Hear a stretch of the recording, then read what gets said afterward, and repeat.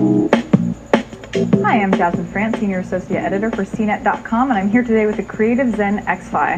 Now this is Creative's follow-up to the ZEN, and it adds a couple of really cool features which we'll talk about, but first the design.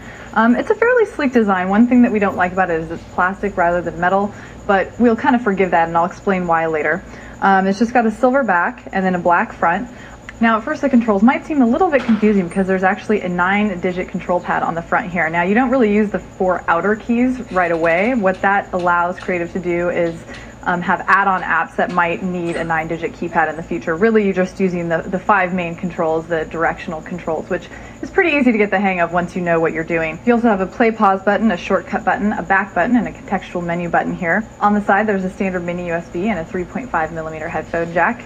And then if you flip it over onto the back, that's actually where you'll find the power and hold switch. And then finally on the top, you have your pinhole mic and SD card expansion slot.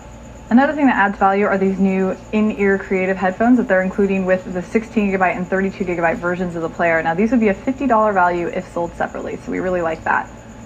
Finally, there's 2 new features on this player that we haven't seen in the line, and that is the integrated X-Fi sound effects. So you can use the X-Fi crystallizer and sound opener on this. And then of course it has built-in Wi-Fi for the 16GB and 32GB versions.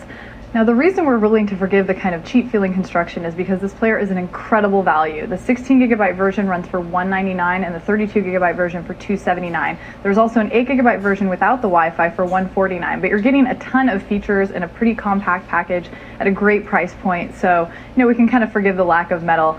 I'm Jasmine France, and this has been the Creative ZEN X-Fi.